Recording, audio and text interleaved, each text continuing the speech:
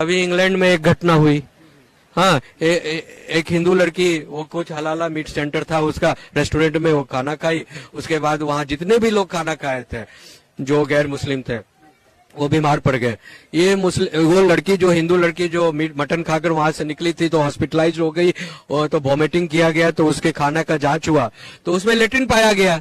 तो उससे डॉक्टर ने और पुलिस ने पूछा कि भाई आप जो है कितने देर पहले खाना खाया था? तो बोली 1 घंटा पहले मैंने खाया। तो 1 घंटा में तो टॉयलेट नहीं बनता है, स्टूल नहीं बनता है पेट में।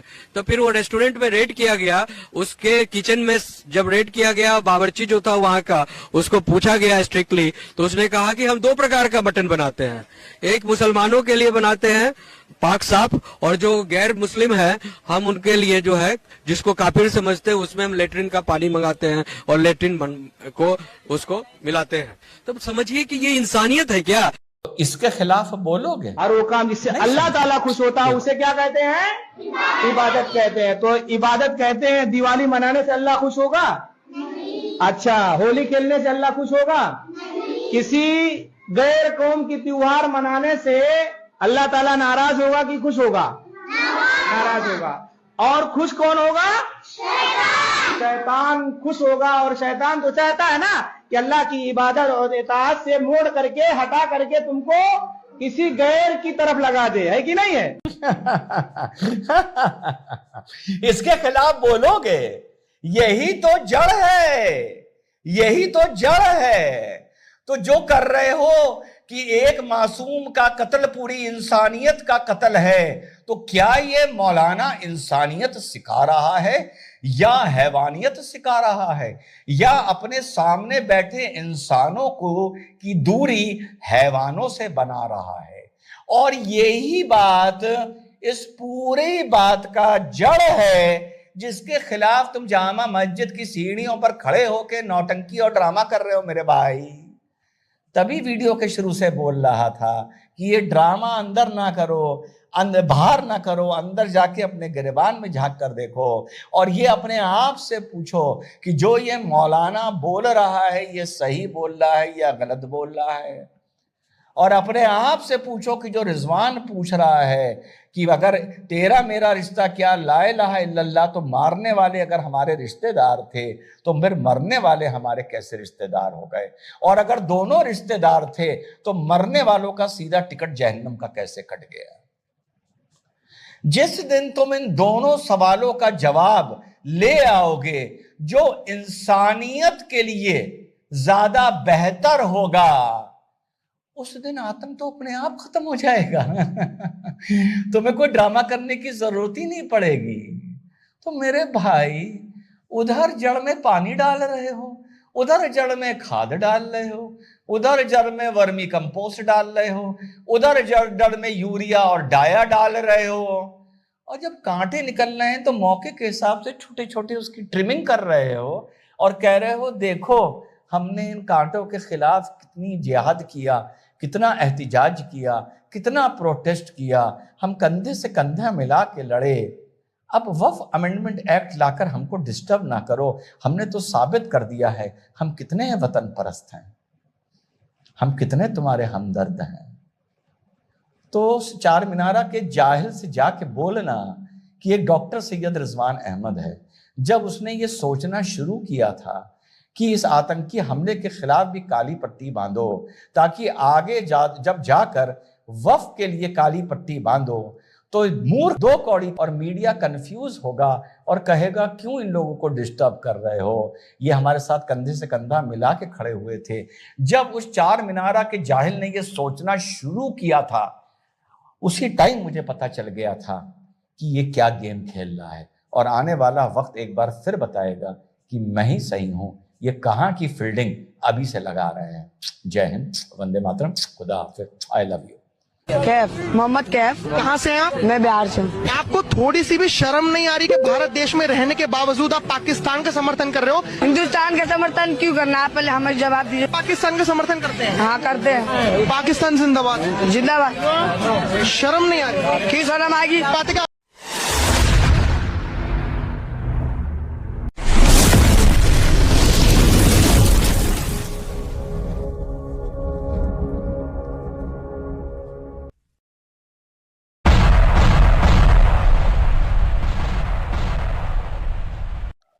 सबको नमस्ते। मैं आपका वेंकट। साथियों, युद्ध शुरू हो गए सो है हमारा भारत और पाकिस्तान के बीच में। तो 300-400 ड्रोन को मार गिराया भारत की सेना ने। तो साथियों, हमारे भारत की सेना के लिए आशीष करेंगे कि उनकी जीत के लिए ये समय है फाइनल। आर या पार देख लेंगे इस जंग को। इस देश का बंटवारा जब किया था, एक गांधी टकला ने, फूलवाला नेहरू ने अधूरा किया था। इस बार इस बंटवारा को पूरा करना चाहिए, नहीं तो आगे हमारे देश का भी बहुत खतरा पैदा करेंगे ये कांग्रेस के नेता। और ये कांग्रेस के नेता क्या क्या बकवास करते हैं, ये आगे वीडियो में देखेंगे। कुछ लोग कहना है कि कांग्रेस का नीति कैसा है और उनका चाल कैसा है।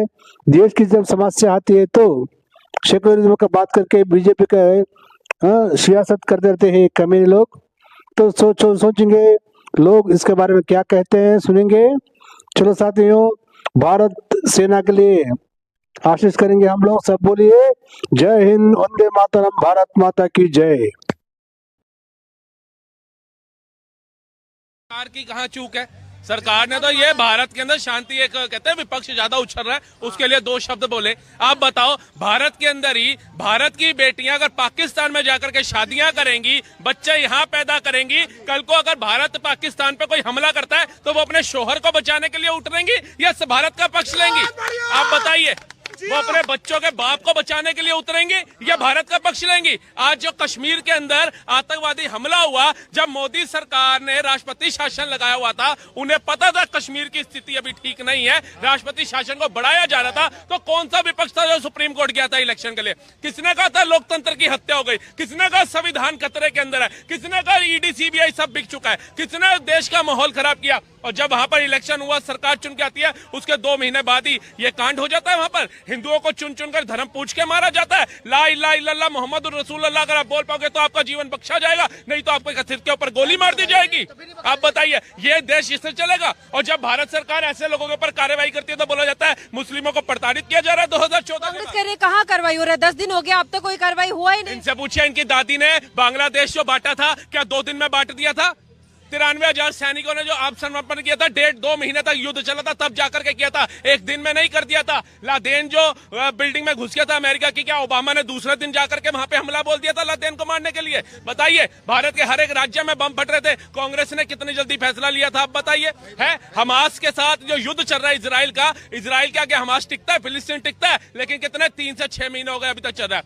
यूक्रेन रूस का युद्ध चल रहा है, रशिया के आगे कौन है? 5,000 से ज्यादा उसके बाद परमाणु शक्तियां, और यूक्रेन के पास एक भी नहीं है। फिर भी 3 साल से हम देख रहे हैं युद्ध चल रहा है। खत्म कर दिया, एक प्रोटोकॉल होता है। ये 140 करोड़ आवाम जो जनता है ना, इसको भी नरेंद्र मोदी ने देखना है। नरेंद्र मोदी प्रधानमंत्री है, किसी क्षेत्र के निगम पार्षद नहीं है कि सीवर का ढक्कन हट गया और बदलवाना उनको पकड़ लोगे। उन्होंने इंटरनेशनल मुद्दे देखने हैं, और जौन सी भाषा में वो समझ सकता है उसको उस भाषा में समझाया जाएगा। हमारी जल सेना हो, वायु सेना हो, थल सेना हो, तीनों को छूट दे दी गई है। कम से कम अपने प्रधानमंत्री पे यकीन रखो। जिसके कहने पे तुमने अग्निवीर योजना का बहिष्कार करना शुरू कर दिया था ना, आज जाकर के पूछना उन माँ बाप से, मुर्शिदाबाद के अंदर जो है वो सोच रहे होंगे कि हमारे घर में शायद अग्निवीर का जवान होता तो हमें पलायन ना करना पड़ता। वो 26 लोग जो मारे गए, उनमें अगर 2-4 भी अग्निवीर के जवान होते तो शायद 26 लोगों की शहादत नहीं होती। वो 26 में से 4-5 अग्निवीर के जवान उनको जवाब देना ज्यादा सक्षम समझते। किन्होंने विरोध किया? हर एक चीज का विरोध विपक्ष करता है भारत के अंदर। है नोटबंदी हुई, कह रहे उससे भारत का क्या फायदा हुआ? जो नकली करेंसी पाकिस्तान छाप रहा था, कंगाल हुआ नहीं हुआ? ये तो कहते हैं हमारे घर में बच्चा हो गया, उसको नवरत्न तेल लगाओ और दौड़ना शुरू करा दो। क्या बच्चा पैदा होता ही दौड़ने लग जाता है? योजना कोई भी आए, इनको उसी समय पहले उसका उपाय चाहिए कि इसका फायदा क्या होगा। एकदम तुम्हारे सामने सारे पत्ते खोल दे। अब सेना ने क्या वहां पर करना है, कार्रवाई करनी है पाकिस्तान के ऊपर, ये तुम्हें बताएं? तुम इतना कैपेबल हो, डिजर्व करते हो, तुम्हारे आगे ये बात खुल जाए? तुम तो भारत के ही गद्दार होकर के अमेरिका जाकर के बोलते हो हुज भारत माता। भारत माता कौन है? भारत में लोकतंत्र की हत्या हो रही है, भारत में चुनाव सही से नहीं होता, आप तो भारत की बेइज्जती करते हो बाहर जाकर के। आपसे करेंगे? आप नेता विपक्ष कहने लायक है, बैठने योग्य है? आप बताइए। आपकी गाड़ी सीधा उस सैयद शाह के घर जाती है, बाकियों के पास क्यों नहीं जाती? आप बताइए। इन्होंने सारे पूरे भारत में बता दिया 27 लोगों की जो निर्मम हत्या हुई, उसमें एक मुसलमान था, एक मुसलमान था, एक मुसलमान था, लेकिन वो 26 जो मरे उनमें से किसी का नाम पूछ के बताइए क्या नाम था? जिस बहन का हाथ की मेहंदी का रंग हल्का नहीं हुआ, उसका सिंदूर उतर गया, कभी पूछिए उसके घर वाले का क्या नाम था? उनके घर वालों से मिलने गए तो थे राहुल कब गए? एंड में, जब पहले सैयद शाह से मिला है, कश्मीर का दौरा करा है, क्या पहले कश्मीर पास पड़ रहा था उनको या यूपी पास पड़ रहा था? आप बताइए। कि प्रधानमंत्री का बिहार का चुनाव जा रहा था, आप विदेश से आ गए कि पहलगांव में हमला हो गया तो हम विदेश की यात्रा छोड़ के आ गए और बिहार में रैली करने चले गए, पहलगांव क्यों नहीं गए? इनसे पूछना, इंदिरा गांधी जी जब संयुक्त राष्ट्र गई थी तो क्या सारी कैबिनेट को उठा करके ले गई थी? ले गई थी। तो प्रधानमंत्री ने जो बाकी देशों से बात करनी है, जो चाइना उसका मददगार बना हुआ है, हर एक प्रोटोकॉल देखा जाएगा ना, हर एक मैप बनाया जाएगा ना। इनकी सोच पता है क्या है? जैसे घर में मैगी बनाते हैं ना, लिखा होता है 2 मिनट में मैगी तैयार। ये सोच रहे हैं हमला भी 2 मिनट में कर दो। उसकी औकात कुछ है? वो कटोरा लेके उस देश के पास गया जो भारत से पहले भीख मांग के जा चुका, तुर्की। अब बताइए, एक भिखारी दूसरी भिखारी के पास जा रहा है, उसके बाद क्या पता चलता है? एक लड़की रो रही है, हाय मोदी ने हमारे ऊपर क्यों करा, हमारा क्या कसूर है, हमें तो पाकिस्तान भेज रहे हो, मेरे शोहर को क्यों नहीं भेज रहे? वो कह रही तुम आए कैसे थे? कह रही मैं अपने मामू के यहाँ आई थी 6 महीने पहले। अब उन्होंने कहा भाई मामू से दोबारा मिलने आ जाइए, जो मामला शांत होगा। कह रही है वो मेरा मामू नहीं, मेरा शोहर है, 3 बच्चों का बाप है। अब बताइए, अगर ऐसी चीजें निकल के आ रही हैं और पता चला 83,000 महिलाएं तो सिर्फ पंजाब की साइड की है। आप बताइए, मुसलमान है और 5 लाख टोटल है, जिन्होंने 55 लाख बच्चों की आबादी है। अभी तो सर्वे और आएगा, अभी देखना कितने होंगे।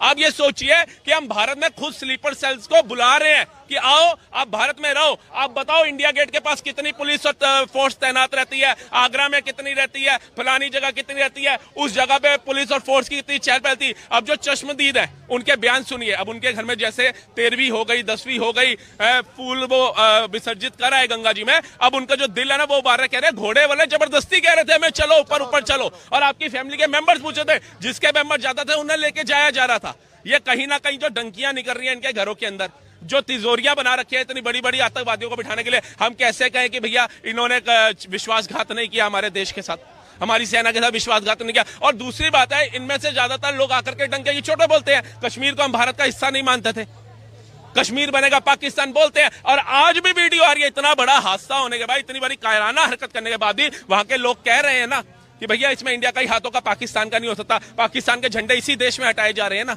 आप बताइए, तो कैसे कहते सांपों की प्रजाति में सारे सांप जहरीले नहीं होते, लेकिन क्या किसी से डसवा के चेक करते हो भैया ये जहरीला है तो इसको छोड़ दूं? तो शक ये लोग खुद पैदा करते हैं। फिर ये कहते हैं मोदी योगी आ गए तो हिंदू मुस्लिम हो रहा है।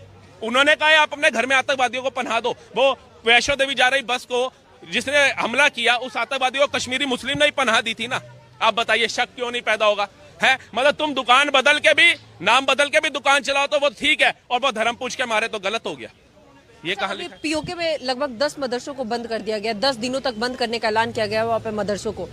पाकिस्तान के अंदर खौफ तो हो गया है, बावजूद इसके ऐसी गिद्दर भपकी दे रहे हैं कि हम वार के लिए तैयार है, परमाणु बम की धमकी दे रहा है लगातार।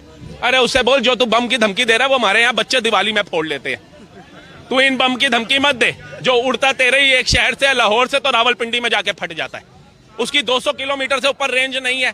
यहाँ पे अग्निबनी अगर भारत ने फेंक दी ना तेरे ऊपर, तो पाकिस्तान नक्शे से गायब हो जाएगा। अटल जी की लगता है इसको बात दोबारा दोहरानी पड़ेगी, सोशल मीडिया पे वायरल करनी पड़ेगी कि हमारी भूमि का इतना सा टुकड़ा गंवाना मंजूर है, लेकिन अगले दिन का सूरज पाकिस्तान नहीं देखेगा। ये घबराया है ना, इसका वो मुनीर है जो सेना का चीफ, कहाँ लापता है, पहले फैमिली भेजी अब खुद गायब हो गया। जिसकी सेना का चीफ डर के भाग गया, अभी तो भारत ने कुछ की नहीं कार्रवाई। जिसके वहां के नुमाइंदे जो हैं, जो सेना के अधिकारी हैं, वो रिजाइन दे रहे हैं, कह रहे हैं हमारा इस्तीफा ले लो, हमें अपने बच्चे देखने हैं।